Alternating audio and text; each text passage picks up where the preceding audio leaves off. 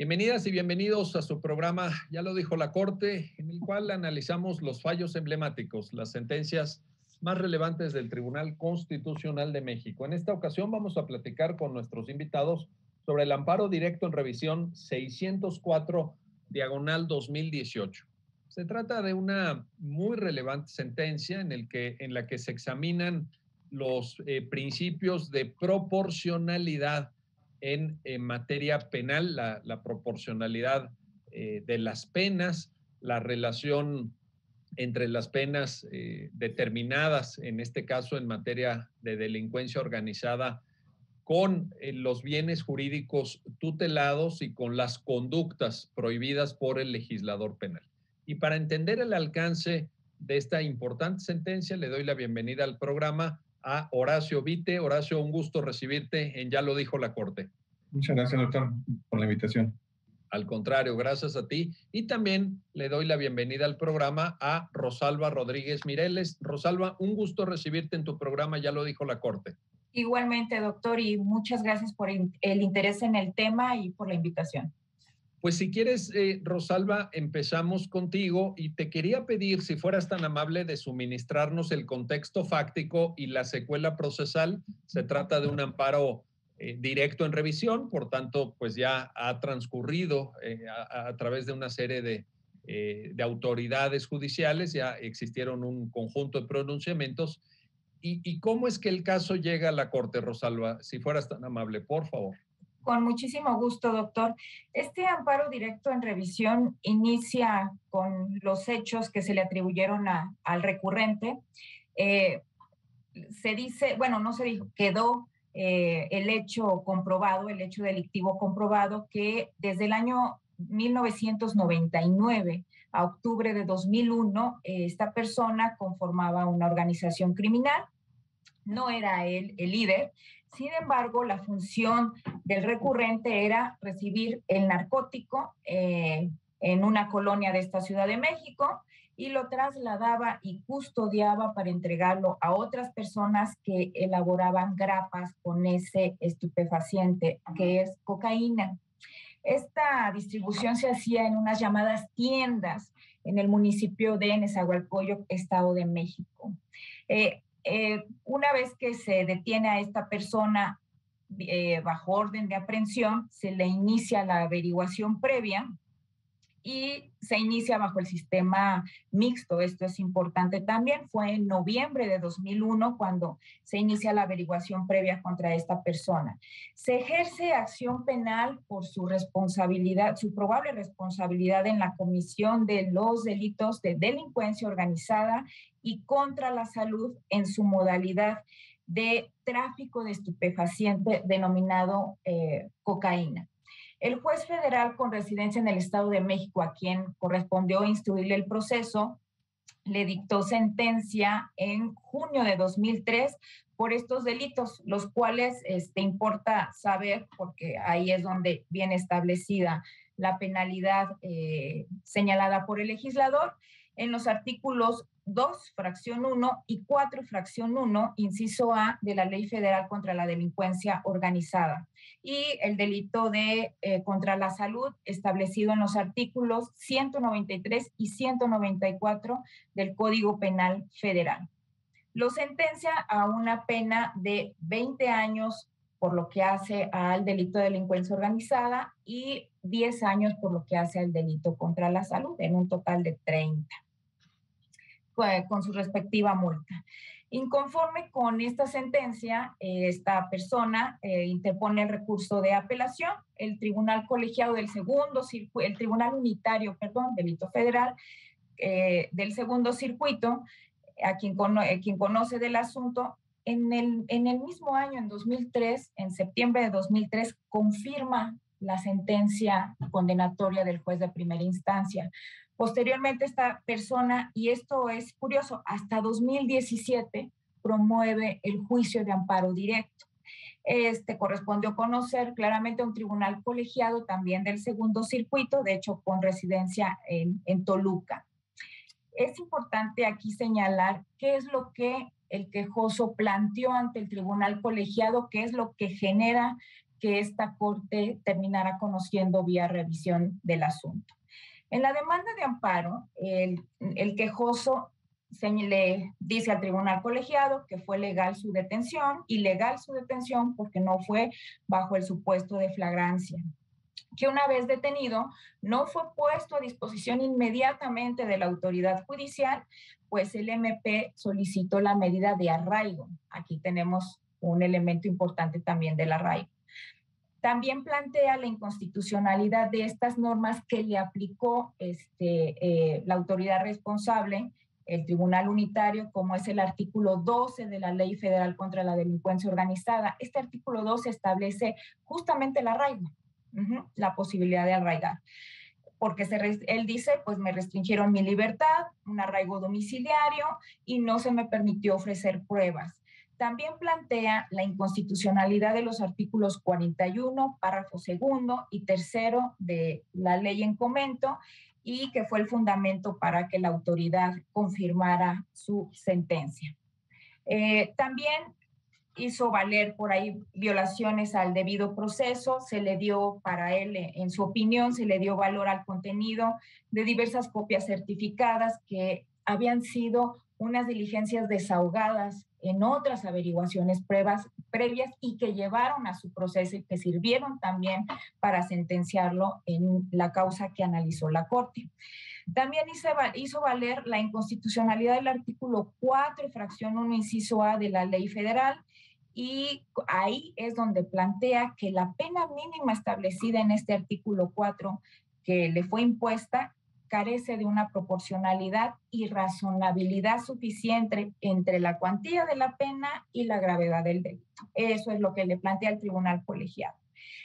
También señaló que no se permitió a los testigos protegidos porque hubo varias declaraciones de testigos protegidos que, pues, testigos de cargo en su contra, dijo que no le asistieron abogado a estos testigos protegidos y todas sus declaraciones carecían de legalidad.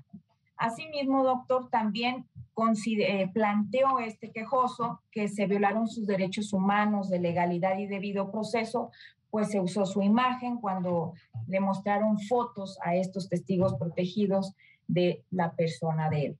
Planteó también violaciones relacionadas con su identificación por los testigos protegidos en cámara de Gesell. Este también es otro punto importante.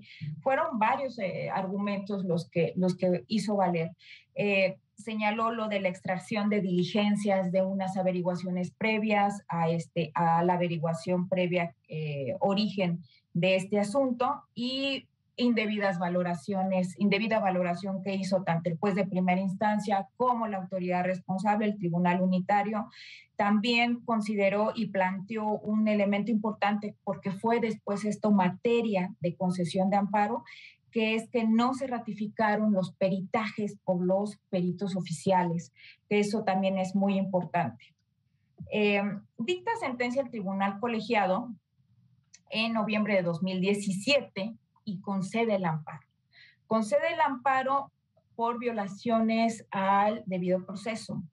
Sin embargo, el colegiado hace una aclaración respecto a los temas de fondo. ¿A qué le llamamos los temas de fondo? A la inconstitucionalidad de la ley que planteó el quejoso, dice el colegiado, eso no es momento para estudiártelo, y no es que sea omisivo, sino que te voy a dar en consideración del colegiado mayor beneficio por lo que voy a conceder el amparo. ¿Por qué concede el amparo? Concede el amparo porque se violó, sí, igualdad procesal en relación con los dictámenes periciales. Como no fueron ratificados, ordena la reposición del procedimiento respecto a estos dictámenes periciales y además también que se excluyeran algunos testimonios de testigos protegidos porque fueron llevados a cabo de forma ilegal. ¿Cuáles fueron los efectos específicos del tribunal colegiado? Fue dejar insubsistente que el tribunal unitario dejara insubsistente la sentencia materia del amparo directo, que dictara una nueva en la que excluyera el material probatorio relacionado con el quejoso respecto a las fotografías que también se les presentaron a 2 testigos protegidos y también la identificación respecto a otros testigos protegidos que hicieron de esta persona en cámara de Gesell porque fue ilegal, ¿sí? Y otras 5 declaraciones que estaban afectadas de nulidad. Esto se concede el amparo, no obstante, el quejoso, no conforme con esto, viene a la Corte, plantea el recurso de revisión, donde la Corte, en este caso, sí tiene competencia para analizar. Tenemos un tema constitucionalidad planteado en la demanda de amparo en conceptos de violación, que son la constitucionalidad de las normas. La Corte recibe el asunto, le da entrada y lo admite en enero de 2018 y turna el asunto primeramente a la ponencia del ministro Cosío. Sin embargo, el asunto posteriormente se returna por la salida del ministro Cosío en su término de periodo, de sus 15 años de estancia aquí en la Corte, y se retorna al ministro Juan Luis González Alcántara Carranca. El ministro presenta el proyecto en los términos que ahorita nos va a explicar el licenciado Horacio Vite. Aquí es importante considerar la pregunta que la Corte estima que es la que se debe de contestar a esta persona, a este recurrente. Es una pregunta muy, pues digamos ahora sí que muy básica en cuanto a considerar si la pena de prisión prevista en el artículo 4, fracción 1, inciso A, de la Ley Federal contra la Delincuencia Organizada, vulnera el principio de proporcionalidad contenido en el artículo 22 de la Constitución Federal. Esa es la pregunta con la que se desarrolla el proyecto y tiene la decisión que vamos a platicar. Perfecto. Muchísimas gracias, Rosalba, por esta claridad y a la vez por esta exhaustividad con la que nos estás presentando el debate, que ilustra, por cierto, pues la complejidad de este tipo de casos penales, ¿no? Y también esta cuestión que qué bueno que la subrayaste de cómo se esperaron, pues si mal no entiendo, 14 años en presentar el amparo, ¿verdad? Bastante tiempo. Bastante tiempo. A mí me parece que bastante tiempo, seguramente podrá ser por cuestiones también de, pues ahora sí, la promoción de derechos humanos que se ha hecho también. Puede ser, o a lo mejor de la estrategia de defensa, en fin, hay una infinidad de posibilidades. Voy contigo, Horacio Vite. A ver, en el planteamiento de la respuesta a la pregunta que Rosalba acaba de referir y que efectivamente es la pregunta pues de constitucionalidad, es decir, es lo que subsiste para conocimiento y competencia de la Corte, porque lo demás fue atendido en los términos que ya la propia Rosalba explicó por el Tribunal Colegiado Circuito. Parece que hay una tensión, Horacio, y te quiero pedir que nos ayudes a entender el contexto, entre las atribuciones y competencias del legislador en materia penal, por ejemplo, para determinar temas de política criminal, etcétera, y el control de constitucionalidad que puede ejercer la Suprema Corte. Parece que en la sentencia se genera o se advierte o se percibe una cierta tensión entre estos dos extremos. Y lo que te quiero preguntar es si consideras que existe esto y en su caso, pues, cómo se debe de lograr tal vez un equilibrio o cómo entrarle a estos temas en los cuales, por cierto, tanto Rosalba como tú mismo, Horacio, son expertos, ¿no? Han estudiado muchísimo y han protagonizado en su calidad de secretarios, estoy cuenta, pues varios de los pronunciamientos más importantes en materia penal de este país. Así que estamos hablando con personas de un nivel verdaderamente extraordinario y que sin duda nos podrán iluminar. Horacio, una primera reflexión sobre este punto, por favor. Bueno, muchas gracias, doctor, por sus comentarios. Mire, bueno, quisiera precisar más un punto antes de dar respuesta a la pregunta que me formula. Comentaba el licenciado Rosalba que el quejoso inicialmente reclamó 3 artículos como inconstitucionales. el 12, el 41 y el 4, fracción primera, inciso A. Lo que la Corte hace en el momento en que, para fijar la pregunta, previo a eso, estableció cuáles serían los temas de procedencia.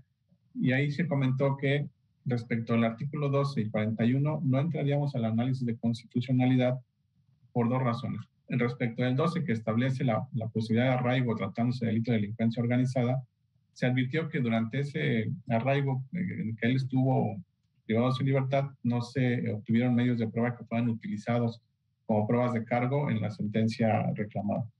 Y por tanto se dijo, no se va a analizar ese tema porque no hay un perjuicio, digamos. Respecto al artículo 41 de la Ley Federal contra la Delincuencia Organizada, que prevé la posibilidad de que en un proceso penal se integren actuaciones de otro proceso judicial instruido en contra de otra persona, lo que se determinó aquí fue que el propio tribunal colegiado, al momento de resolver, estableció que aquellas copias certificadas que se agregaron al expediente de esta persona de respecto de declaraciones de testigos protegidos en otra averiguación previa eran ilícitas y por tanto tendrían que no ser consideradas para efectos de su condena.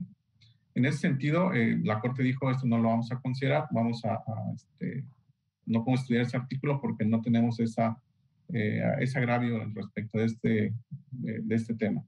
Y por tanto, nada más nos quedamos con el artículo 4, fracción primera, inciso A, respecto del tema de proporcionalidad de la pena que el quejoso considera que es que no existe esa proporción entre el delito y la afectación al bien jurídico tutelado. Efectivamente existe esa tensión, al menos así la hace valer el quejoso en su demanda, porque considera que la pena que impone este artículo sobrepasa respecto de aquellas que se imponen por otro tipo de injustos en donde el bien jurídico tutelado es la vida o la libertad, tratándose de homicidio y secuestro. Pero recordemos que en este tema lo que la Corte ha dicho es que el legislador tiene esta facultad de libertad configurativa. Desde luego que esta no es desmedida, tiene ciertos límites. Esos límites los establecen los principios de seguridad y los principios de proporcionalidad y racionalidad jurídica. ¿Esto qué nos indica? Bueno, que a través de esos principios el legislador, al momento de formar sus normas, si bien es cierto, puede regular aquellas conductas que en su momento considera que están causando una gran afectación a la sociedad y establecer penas, esta facultad no puede ser desmedida ni arbitraria, tiene ciertos límites. Y para eso el juez constitucional tiene la posibilidad de regular y analizar si efectivamente la actuación del legislador en esos casos es correcta. Lo que se hace es a través, cuando se analizan normas por el constitucional contra su pena, lo que se hace es analizar si efectivamente el legislador al momento de establecerla no incurrió en esa arbitrariedad. En este caso en particular, lo que la Corte analiza es,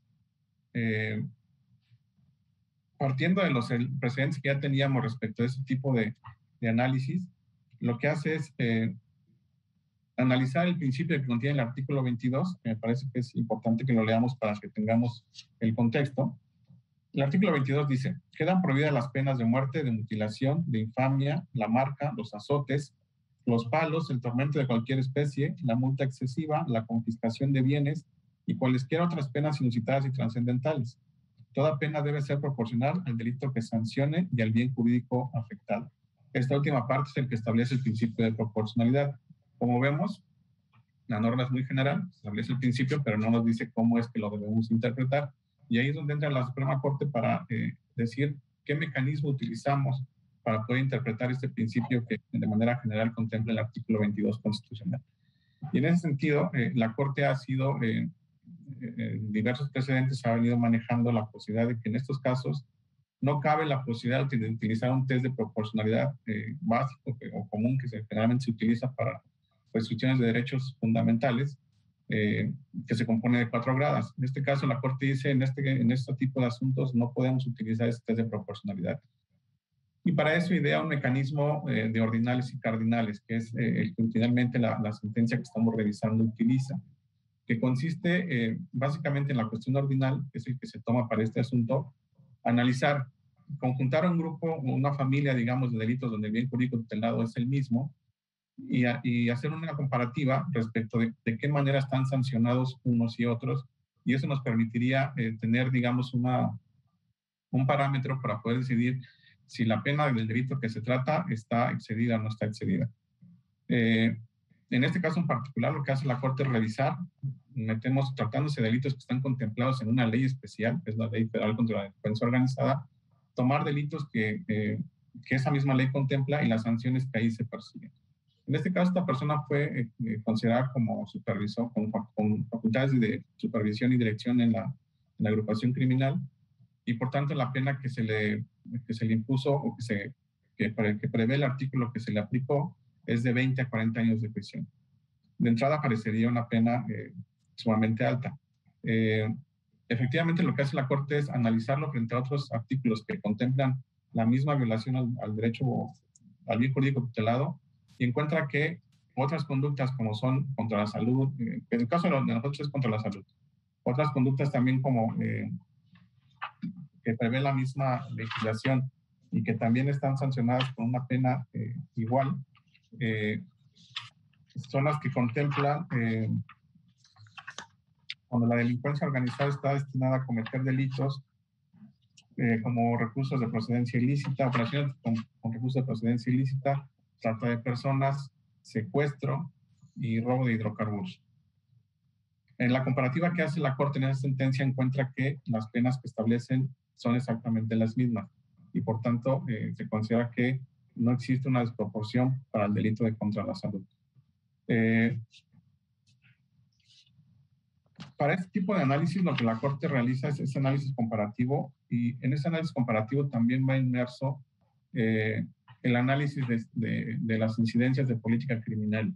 Se analiza también qué tipo de delito es del que estamos estudiando, y en el caso, para determinar por qué razón el legislador optó por poner una pena tan alta, acudimos a la exposición de motivos. Allí encontramos que una justificación, que no necesariamente tiene que ocurrir en todas las leyes, pero en este caso en particular, por la afectación tan grave que se da, sí existe, y el legislador lo que dice es, por la alta incidencia, por ser un delito no solamente de carácter nacional, sino también incluso internacional, con estructuras bastante complicadas de poder advertir, porque se conforman básicamente incluso como si fueran empresas, en donde hay rangos de dirección, quienes realizan ciertas actividades en particular. Precisamente por eso la Corte define que, tomando en consideración esa exposición de motivos del legislador, considera que la norma es constitucional por esta incidencia criminal, por esta cuestión de política criminal, y porque nos estamos enfrentando a un delito que lamentablemente actualmente está causando muchos estragos en nuestro país. Entonces sí se advierte cierta atención, pero me parece que ahí es donde entra la Corte para definir si esa atención es razonable en ese sentido, porque sí se afecta el derecho a la libertad, pero también existe el punto de que la conducta delictiva disminuya, digamos, en su incidencia. Muy bien, perfecto. Pues ahí está la cuestión, y pues este tema de la tensión entre las facultades del legislador y las facultades de un tribunal constitucional para someterlo a control de constitucionalidad desde la perspectiva de ese artículo 22 que ya Horacio nos hizo favor de referir en su primer párrafo, incorporando la proporcionalidad desde el año 2008. Esta fue una adición al 22 párrafo primero de la Carta Magna de fecha 18 de junio de 2008. Bueno, vamos a hacer una pausa, no se vayan, regresamos enseguida para continuar en esta conversación y análisis con nuestros invitados acerca del amparo directo en revisión 604/2018, y el tema que ya lo ven que es complejo, difícil, pero que es un gran tema desde el punto de vista de la argumentación jurídica, de la proporcionalidad de las penas. Regresamos enseguida.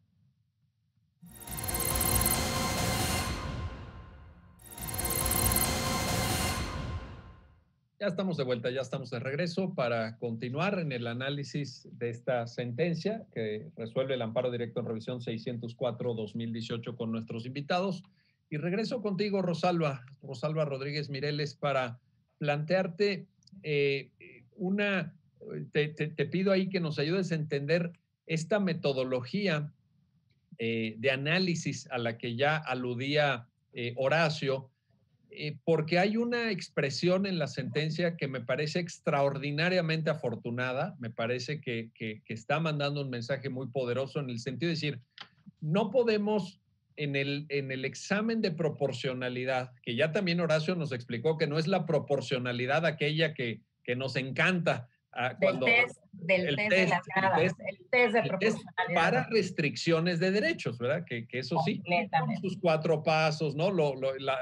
La formulita esta, bueno, muy conocida, pero no es esa proporcionalidad, no, es la proporcionalidad del 22, que es otra cosa y es diferente, y entonces ahí se requiere una metodología idónea, una metodología precisa, pero esta expresión que me llamó tanta la atención en la sentencia, que repito, a mí me parece muy afortunada, es que no podemos comparar la totalidad de bienes jurídicos tutelados por el ordenamiento penal de manera indiscriminada, porque hay bienes jurídicos, dice la sentencia, inconmensurables, o sea, que no se prestan a la comparación de unos con otros porque no te llevan a nada. Y entonces viene una metodología que es esta fórmula de del sistema ordinal y cardinal, en donde se reagrupan, digamos. Cuéntanos, Rosalba, cuéntanos cómo es que la Corte llega a esa metodología y por qué importa esa determinación metodológica, como lo afirma incluso la propia sentencia que estamos comentando. Sí, doctor, con mucho gusto. Esta proporcionalidad de las penas, en un inicio por ahí antes de 2010, se intentó justamente analizar la proporcionalidad de la pena con el test de las gradas.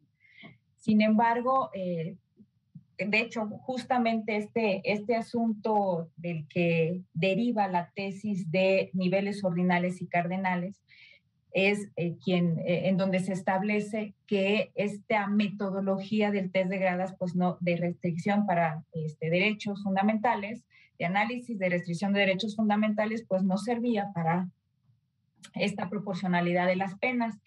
¿Por qué? Porque en el caso no estábamos enfrentándonos principio contra principio. ¿Ok? Entonces, lo que teníamos que hacer es analizar claramente la razonabilidad del legislador en relación con el establecimiento de los años, de los días, de todo esto que conforma una pena, de esta libertad configurativa, de crear los tipos penales y de crear la sanción también para ellos. Entonces, ahora sí que no teniendo alguna directriz por parte del legislador, lo que hace la sala es considerar que ante la complejidad de este sistema de proporcionalidad de penas, considera que es mejor entrar a una lógica estricta del sistema ordinal, en donde vamos a comparar las penas derivadas de delitos de la misma familia que impacten el mismo bien jurídico tutelado. No podríamos hablar de un bien jurídico tutelado patrimonial, por ejemplo, los delitos de robo, de despojo, o justamente lo que decía y también el proyecto lo trata así, porque la impugnación de nuestro recurrente fue en ese sentido. Oye, es más elevada la pena que homicidio o que violación, que el delito que me fue atribuido, ¿no? Entonces, justamente por eso se hace se trae esta doctrina de los niveles ordinales, y es importante ver exactamente esta tesis, que es muy interesante hasta de rubro, porque nos dice así: proporcionalidad de las penas. Su estudio debe llevarse a cabo atendiendo a niveles ordinales y no a los cardinales o absolutos de la sanción. Dice la tesis muy clara: resulta más adecuado hacer un juicio de proporcionalidad de las penas en términos de la lógica de niveles ordinales. Es decir, vamos a realizar el análisis a partir de un orden general establecido respecto a la escala prevista por el legislador en grandes renglones, y con eso vamos a tener una aproximación si la pena es adecuada o no, justamente comparando delitos de la misma familia que impacten, mejor dicho, el mismo bien jurídico tutelado, ¿ok? De este modo, dice la tesis que vamos a determinar la violación, la proporcionalidad si ha sido violada cuando un delito de determinada entidad ubicado en sentido ordinal, o sea, en el mismo grupo de bien jurídico tutelado, sale de ese orden, o sea, si es grosera la pena establecida por el legislador respecto a un delito que se establezca cuyo impacto o cuyo bien jurídico tutelado sea, en este caso, que es el bien jurídico tutelado de delincuencia organizada, pues la seguridad pública, y en algún momento hasta se establece en algunos escritos, pues, que sea la seguridad nacional, también. Entonces, esto es súper importante. De ahí que este modelo, dice la propia Corte, que nos ofrece pues grandes ventajas porque hay personas condenadas por delitos similares y que deben de recibir sanciones de gravedad pues comparable, ¿ok? Con uno y otro delito. Y entonces es cuando decimos que el análisis de la sala, esta metodología que utilizamos, solamente vamos a, pues ahora sí que a todo el capítulo, a todo el título que se establece respecto a un bien jurídico tutelado respectivo. En este caso estamos en una ley federal, en una ley especial. Entonces, por eso es que la sentencia de la sala hace la comparativa con las demás formas de intervención de cada uno de los sujetos que lleven a cabo el delito de delincuencia organizada, justamente estas penas y respecto a los delitos en los que impacta la delincuencia organizada, como es, pues puede ser terrorismo, como es recursos de procedencia ilícita, como es trata de personas, secuestro y demás que se establecen ya en el catálogo propio de la Ley Federal contra la Delincuencia Organizada. De ahí que así se estén haciendo el análisis de proporcionalidad de penas, no nada más en delincuencia organizada, doctor, es importante, sino pues es una proporcionalidad en abstracto que nosotros tenemos que revisar al legislador bajo esta metodología. Entonces, hablamos también en algún momento, y se habla en el proyecto de la razonabilidad, porque hay tesis de la anterior época, de la novena época del Pleno de la Corte, en relación nada más con analizar la razonabilidad del legislador en relación con la pena y la gravedad de la conducta, ¿sí? Bajo un test de razonabilidad solamente. Entonces, creo que pareciera hasta ahorita ha sido más efectivo este análisis, en donde si logramos advertir pues una pena que se dispare cuando sea un mismo bien jurídico tutelado, pues entonces ahí sí pues hacer esa advertencia y pues hasta poderla declarar inconstitucional. Y esta metodología, qué bueno que lo mencionas, Rosalba, sí, ya representa desde mi punto de vista un nivel de sofisticación argumentativa y un nivel de detalle en el análisis que creo que supera aquellos planteamientos un poco más antiguos, anteriores, pues, de la propia Corte en términos de razonabilidad. Yo creo que aquí hay un ejercicio ya, pues me atrevo a plantearlo así, muy profundo de la comprensión de esto. Seguramente me atrevo a pensar también como resultado de la propia reforma de 2008, es decir, ahí también hubo un mensaje importante del poder reformador de la Constitución para incorporar pues a la postre lo que ya la Corte está reflejando en sentencias como esta. Pero bueno, ahí está la metodología.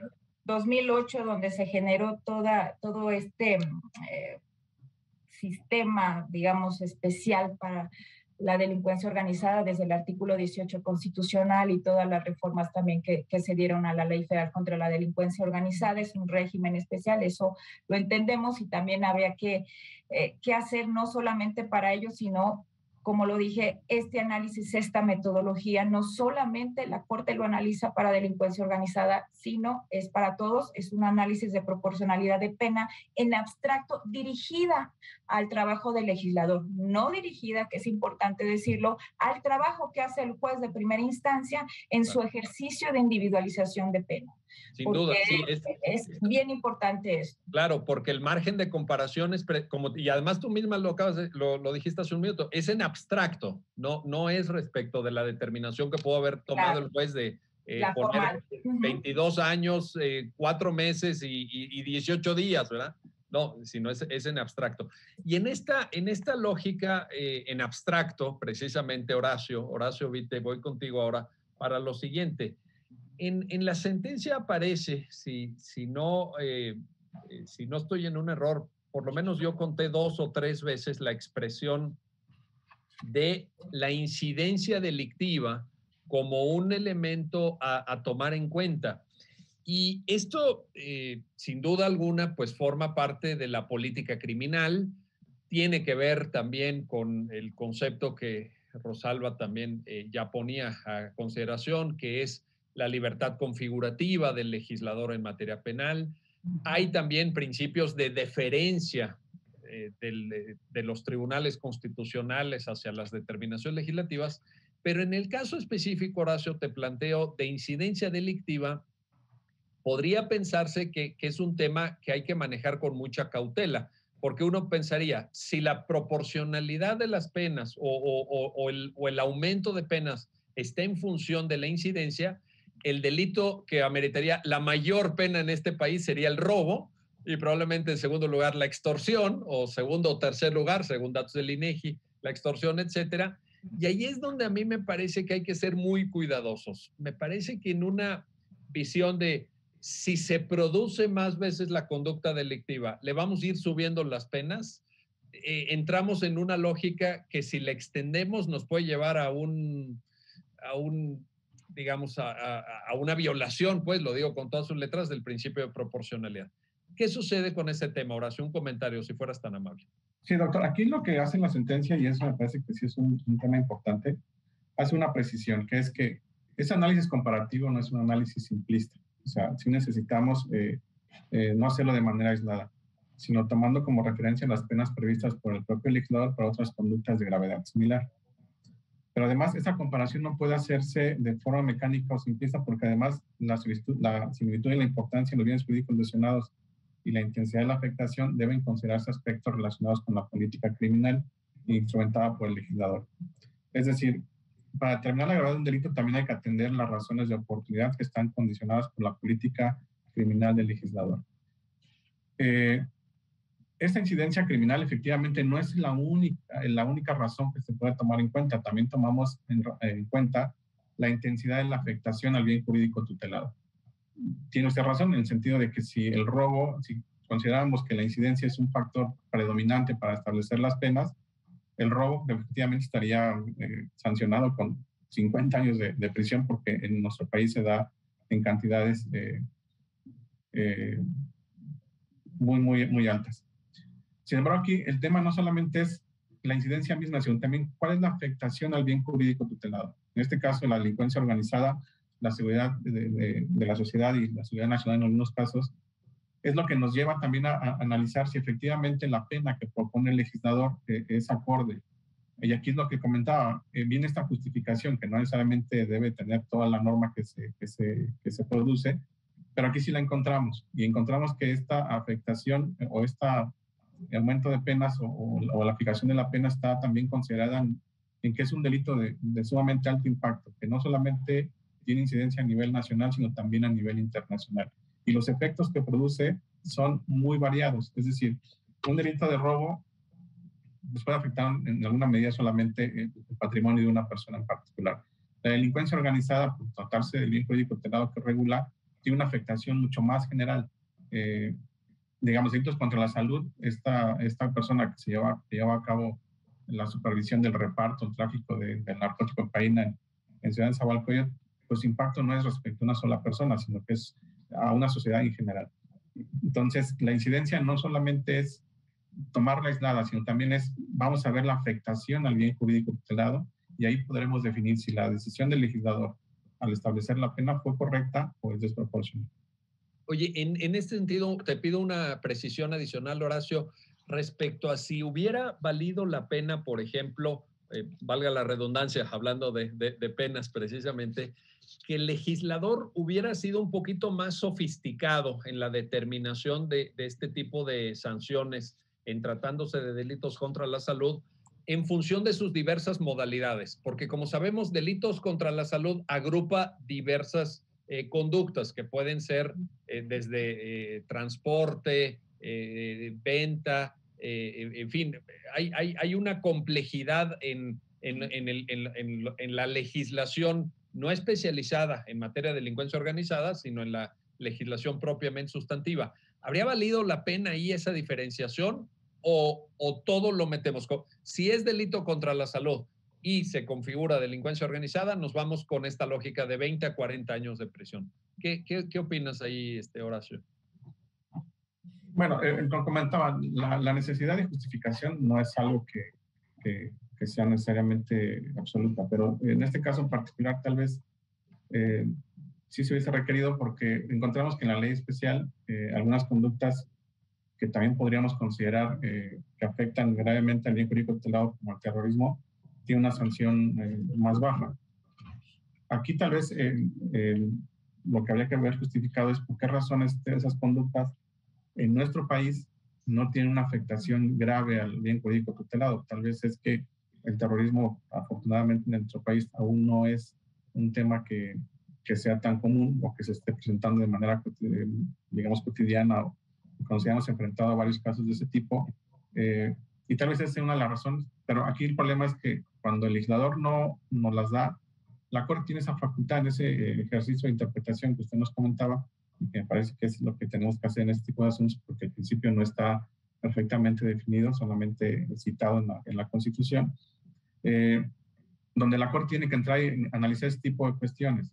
En este caso en particular, digo, sí encontramos diferencias en cuanto a la sanción que se impone dependiendo del delito para el cual se puede conformar la agrupación criminal, pero básicamente sería eso. Sí tenemos elementos, sí tendríamos elementos argumentativos como para decir, a pesar de que el legislador no lo precisa, que hubiese sido lo deseable, desde luego, ¿por qué razón podríamos considerar que hay una diferencia o distancia entre una pena y otra respecto de conductas que aparentemente pudieran ser mucho más graves que el delito contra la salud?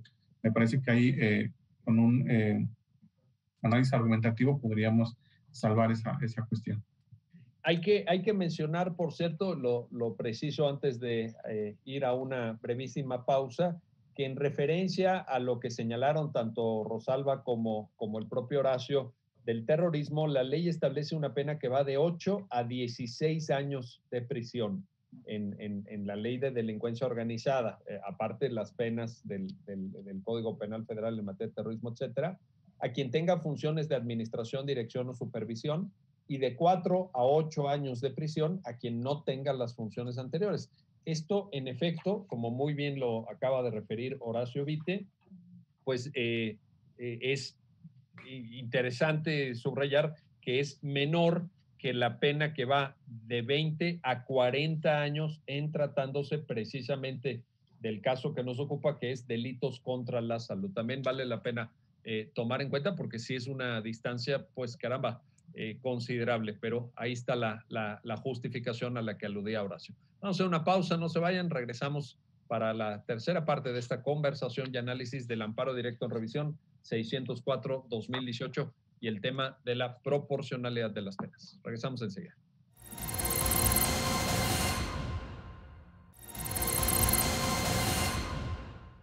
Ya estamos de vuelta, ya estamos de regreso para continuar en esta conversación sobre el amparo directo en revisión 604-2018 con nuestros invitados. Y quiero regresar contigo, Rosalba Rodríguez Mireles, para plantarte lo siguiente.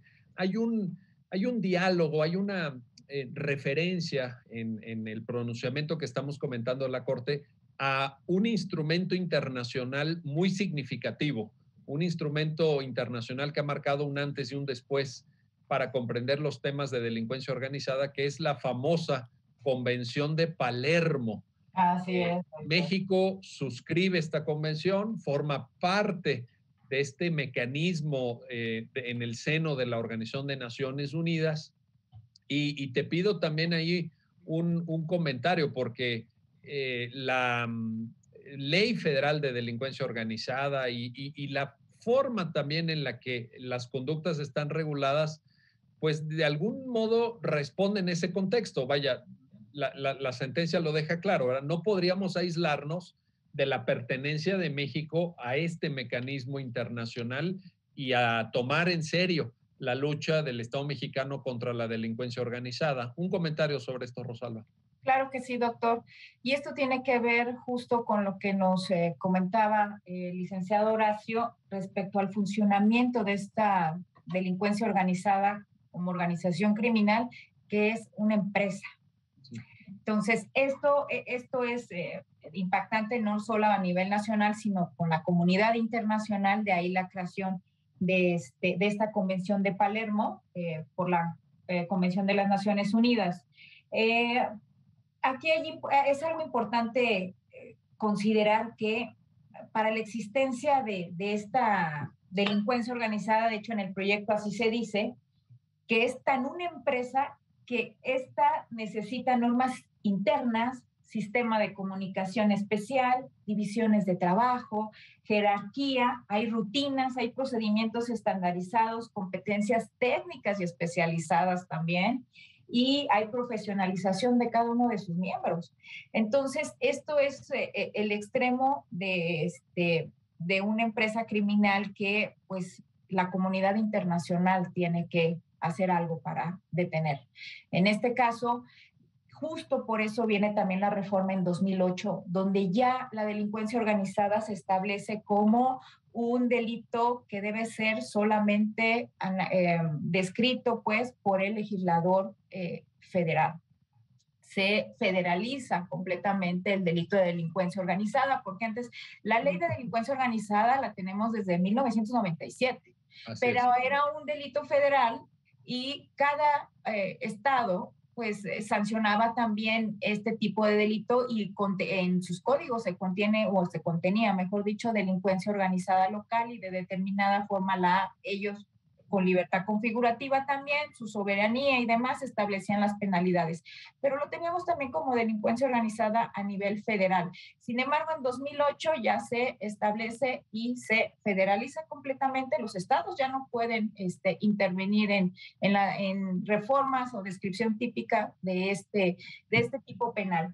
De ahí que con la convención, que en 2013 es cuando, si no me equivoco, aquí lo tenemos, el Estado mexicano firma esta convención, y es de ahí que se establecen este régimen del que yo hablaba, especial sobre todo delincuencia organizada, derivado desde el artículo 18 constitucional también respecto a dónde deben de compurgar sus penas, las reformas a la ley federal, en donde se establece también la provisión de que su proceso lo pasen cerca del domicilio de su familia o cerca de su proceso, en centros de máxima seguridad, completamente, no podía ser de otra manera, y entonces se establece ya todo un régimen que, insisto, pues sí es especial contra esto, justo por el impacto que a la comunidad internacional y pues a este país que tenemos tan lindo nos ha estado afectando la delincuencia organizada.